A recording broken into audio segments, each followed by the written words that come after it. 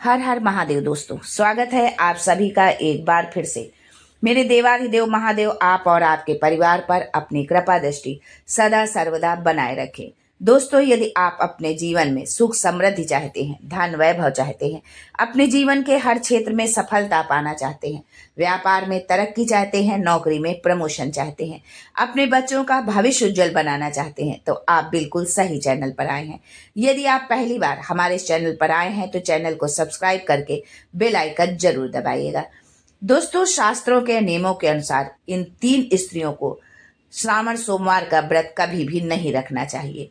यदि वो भगवान भोलेनाथ का व्रत उपवास रखती हैं तो इसका उन्हें खामियाजा जरूर भुगतना पड़ता है।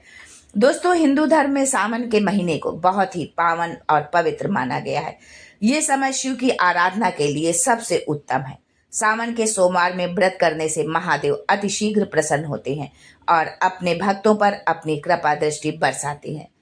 दोस्तों, आज के वीडियो में हम जानते हैं कि किन महिलाओं को ये व्रत नहीं रखना चाहिए, किन महिलाओं को भगवान भोलेनाथ की पूजा अर्चना से, व्रत उपवास से दूरी बनाकर रखनी चाहिए।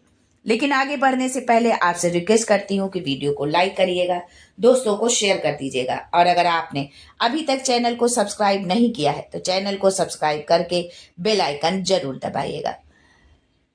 दोस्तों, जिन स्त्री को रजस्राव यानी पीरियड्स हो रहे हों उन्हें सोमवार का व्रत नहीं रखना चाहिए। इस दौरान आप शुद्ध नहीं होते हैं और ऐसी स्थिति में भगवान की पूजा अर्चना आप नहीं कर सकती हैं। दूसरी तरफ इसका साइंटिफिक कारण भी है कि जो महिलाएं अपने मासिक धर्म से गुजर रही हैं उन्हें व्रत रखने से बचना चाहिए, क्योंकि इस दौरान शरीर में कमजोरी और दर्द रहता है, वहीं हार्मोन्स का उतार चढ़ाव बना रहता है और दिमाग पूरी तरह से शांत नहीं रह पाता है। तो ऐसी स्त्रियों को व्रत नहीं रखना चाहिए। उस दौरान हम अशुद्ध भी होते हैं और हमारी मानसिक स्थिति भी सही नहीं रहती है। तो ऐसी दशा में उन स्त्रियों को व्रत नहीं रखना चाहिए। हाँ, यदि आप भगवान भोलेनाथ के भक्त हैं, आप व्रत रखना चाहते हैं, तो इसके पश्चात आप सावन समाप्त होने के बाद भी आप अपने सोमवार के व्रत को कंटिन्यू रख सकते हैं। आप अपने 5-7 जो भी व्रत आप रखना चाहते हैं पूरे। लेकिन यदि आप पीरियड्स के स्थिति में हैं तो उस दौरान आप भूल कर भी भगवान भोलेनाथ का व्रत न रखें। महादेव बहुत ही सरस और सरल हैं, वो अपने भक्तों से अतिशीघ्र प्रसन्न हो जाते हैं। लेकिन जो स्त्री झूठ, प्रपंच, कलह में लगी रहती है, उस स्त्री द्वारा व्रत रखने पर भी महादेव उसे व्रत का कोई फल नहीं देते हैं। झूठ बोलने के कारण ही जो है भगवान भोलेनाथ बहुत क्रोधित हो जाते हैं। झूठ बोलने के कारण ही केतकी के पुष्प को उन्होंने अपनी पूजा से अलग कर दिया। उसका जो है अपनी पूजा में, भगवान भोलेनाथ की पूजा में केतकी के पुष्प का जो है प्रयोग नहीं किया जाता है। दोस्तों, केतकी के पुष्प को भोलेनाथ ने श्राप दिया था कि सफेद होने के बावजूद भी मेरी पूजा में ही नहीं, किसी भी पूजा में तुम्हारा स्थान नहीं होगा, अर्थात तुम्हें पूजा में नहीं चढ़ाया जाएगा। इसलिए जो स्त्री अपने पति या किसी से भी झूठ बोलती है, महादेव उसकी पूजा व्रत जो है स्वीकार नहीं करते हैं। शिव जी मोह माया से दूर हैं। जो लोग दूसरे का धन, वैभव आदि हड़पते हैं, दूसरे की चीजों को पाने की कामना करते हैं, उन्हें शिव जी का आशीर्वाद नहीं मिलता है। जो स्त्री इस चरित्र की होती है उसके द्वारा श्रावण मास में सोमवार व्रत रखने पर भी उसे व्रत का कोई फल नहीं मिलता है। गर्भवती महिलाओं को श्रावण सोमवार का व्रत नहीं रखना चाहिए, क्योंकि गर्भ में पल रहे शिशु के स्वास्थ्य पर बुरा प्रभाव पड़ सकता है।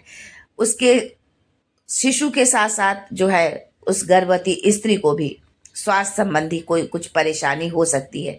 यदि गर्भवती महिलाएं व्रत रखती हैं तो पूरे दिन भूखे रहने की वजह से उनकी तबीयत भी खराब हो सकती है। साथ ही गर्भ में पल रहे बच्चे पर भी प्रभाव पड़ सकता है। लेकिन गर्भवती महिलाएं प्रातःकाल उठकर स्नानादि के पश्चात भगवान शिव का जलाभिषेक के साथ पूजा अर्चना और दीपदान कर सकती हैं। ऐसा करने से गर्भ में पल रहे बच्चे पर सकारात्मक प्रभाव पड़ता है और वो प्रखर बुद्धि का होता है। यदि आप इस विधि से जो है व्रत ना रखें, लेकिन आप पूजन आप जरूर कर सकती हैं भगवान भोलेनाथ का। दोस्तों, जो लोग किसी भी तरह की शारीरिक बीमारी से परेशान हैं, उन्हें उपवास नहीं रखना चाहिए। उपवास करने से उनका स्वास्थ्य खराब हो सकता है या शरीर को किसी भी तरह का नुकसान भी पहुंच सकता है। जो लोग लंबी यात्रा पर हैं और यदि सोमवार पड़ गया है तो उन्हें ऐसी दशा में व्रत नहीं रखना चाहिए, क्योंकि यात्रा के दौरान आप व्रत के नियमों का पालन नहीं कर पाएंगे। तो ऐसी स्थिति में आप व्रत रखने से बचें। व्रत आप बिल्कुल भी ना रखें जो है, क्योंकि उस दशा में हम अशुद्ध होते हैं। जो है नहाना धोना नहीं होता है, शुद्धता से हम जो है भगवान का पूजन पाठ नहीं कर सकते हैं, तो व्रत रखने का कोई भी अर्थ नहीं होता है।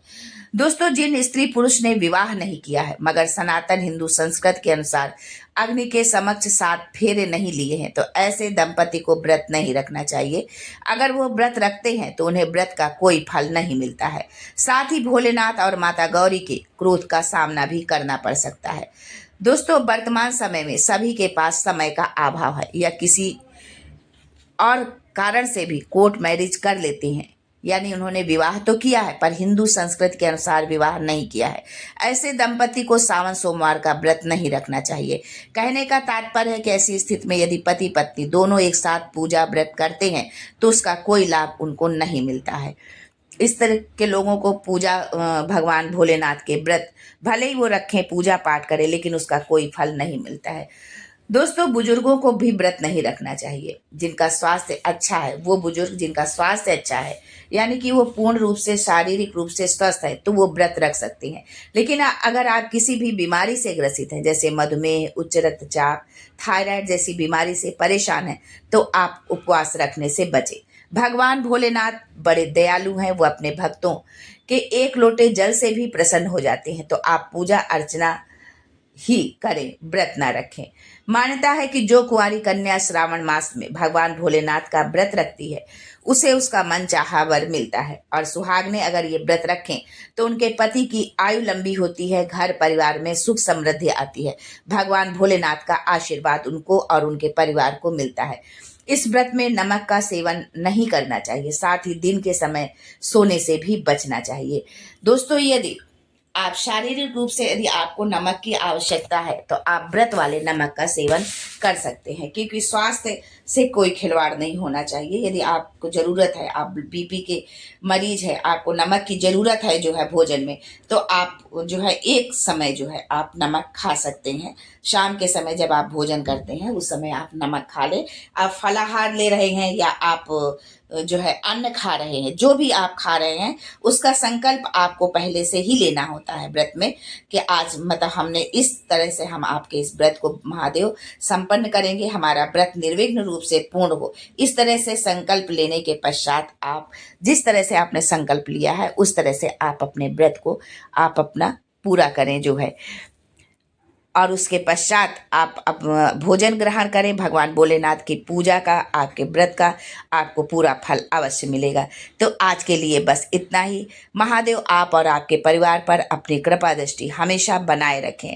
आपका व्रत पूर्ण फल देने वाला हो। आपसे यदि कोई भूल चूक हो जाती है तो आप बाद में क्षमा याचना महादेव से जरूर करें। महादेव जितने जल्दी क्रोधित होते हैं उतना जल्दी पिघल भी जाते हैं। भगवान भोलेनाथ आपकी समस्त त्रुटियों को जो है नज़रअंदाज करें, आपको जो है सद्बुद्धि दे, सद्ज्ञान दे, और आप एक बार यदि आपने कोई भूल की है तो दोबारा आपसे वो भूल ना हो। इसी कामना के साथ आज के लिए बस इतना ही। फिर मिलते हैं कुछ नया, कुछ अलग, कुछ अद्भुत लेकर। तब तक के लिए हर हर Mahadev and thanks for watching my video.